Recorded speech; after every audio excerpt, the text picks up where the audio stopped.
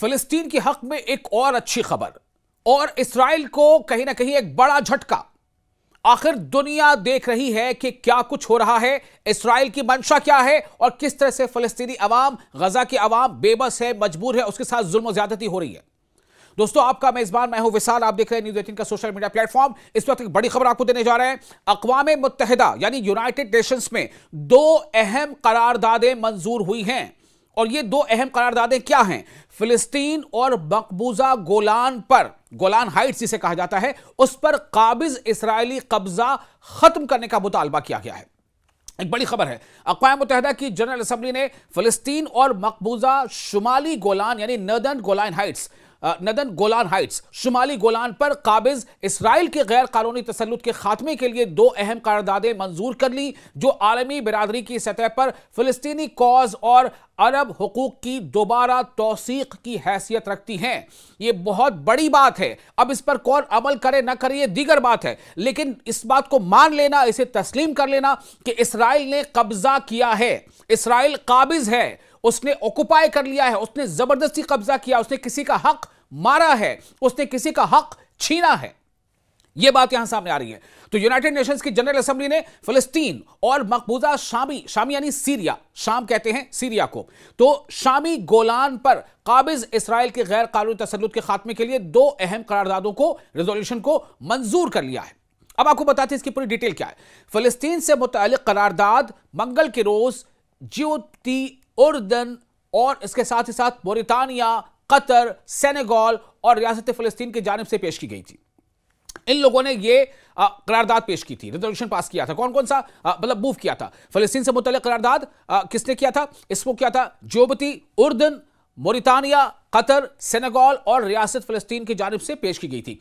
इस करारदाद के हक में 151 ममालिक कहते हैं कंट्रीज के प्लूरल को, यानी मुल्क का जमा ममालिक, 151 ममालिक ने वोट दिया, जबकि सिर्फ 11 ममालिक यानी 11 देशों ने इसकी मुखालफत की। अब आप सोचें कितनी बड़ी जीत है। यह एक मोरल विक्ट्री है, यह मोरल विक्ट्री है फिलिस्तीनियों की। इसका मतलब यह है कि दुनिया जानती है, दुनिया में रहने वाले लोग जानते हैं कि चूंकि फिलिस्तीन के साथ लगातार जुल्म हो रहा है, बर्बरियत हो रही है, इसलिए हर ज्यादातर मुल्कों में जो आम लोग हैं, जो कॉमन मैन है, वो सड़कों पर आ गए। उन्होंने अपनी हुकूमतों पर दबाव बनाया। इसका नतीजा यह है कि हुकूमतों ने इस तरह का फैसला दिया है। फिलिस्तीन से मुतल्लिक करारदाद जो रेजोल्यूशन था, उसे जिबूती, उर्दन, मोरितानिया, कतर, सेनेगल और रियासत फिलिस्तीन की जानिब से पेश किया गया था। और इस करारदाद, इस रेजोल्यूशन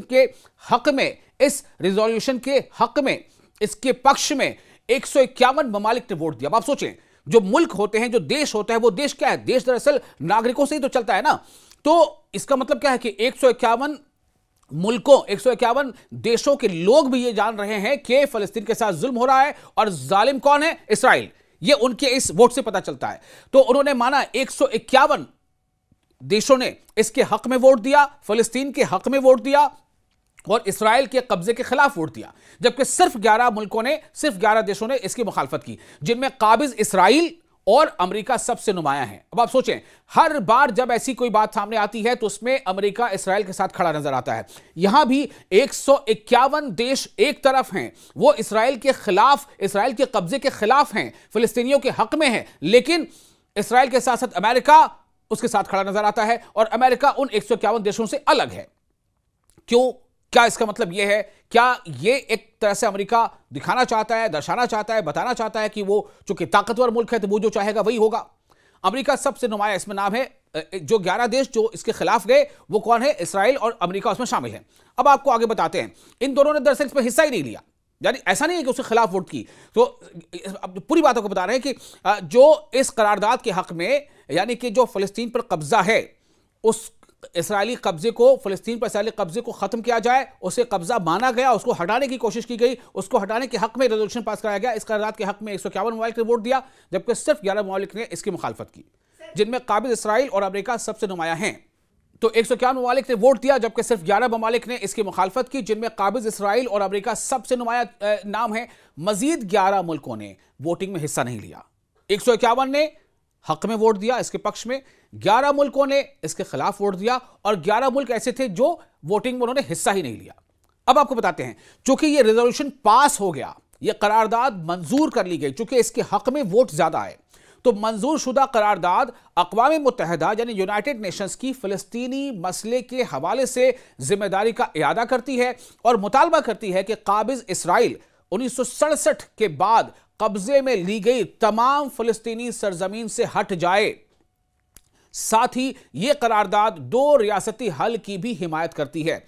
इसी दो रियासती हल की तरफ अभी हाल ही में पोप लियो ने भी यह कहा था कि दो रियासती हल ही एक वाहिद रास्ता है मुकम्मल अमन शांति का।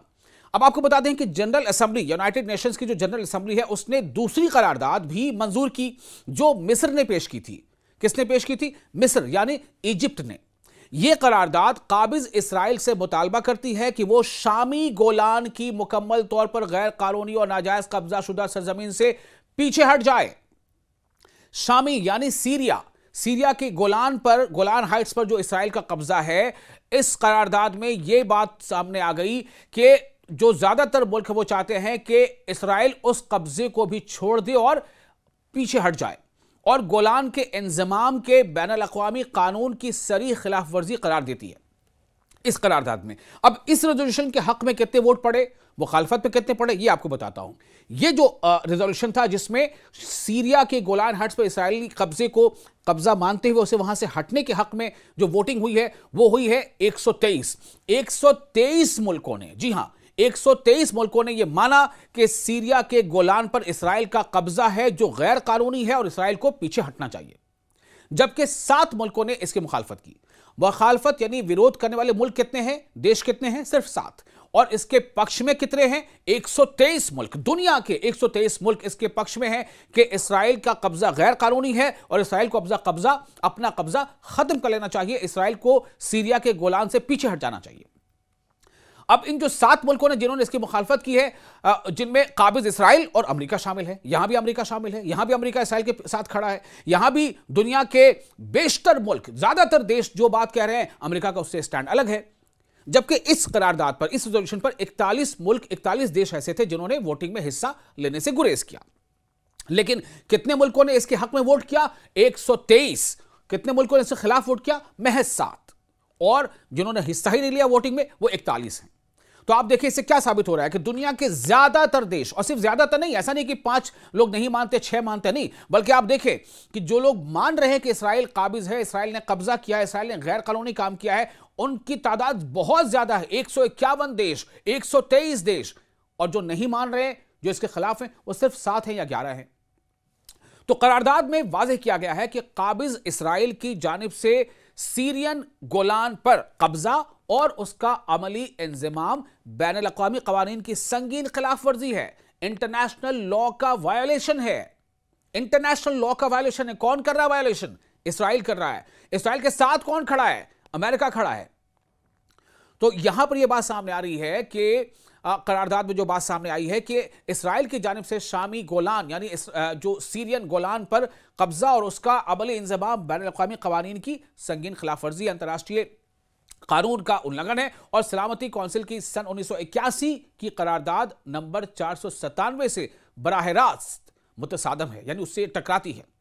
तो इस करारदाद के बाद जारी होने वाले पहले रद्द-ए-अमल में सीरिया के वज़ारत ख़ारजा ने, यानी जो एक्सटर्नल अफेयर्स मिनिस्ट्री होती है, सीरिया के वज़ारत ख़ारजा ने कहा है कि करारदाद यानी रेजोल्यूशन काबिज इसराइल से मुतालबा करती है कि वो पूरे के पूरे मकबूजा शामी गोलान यानी सीरियन गोलान से इनखला करे, वहां से पीछे हट जाए, कब्जा छोड़ दे, खाली कर दे।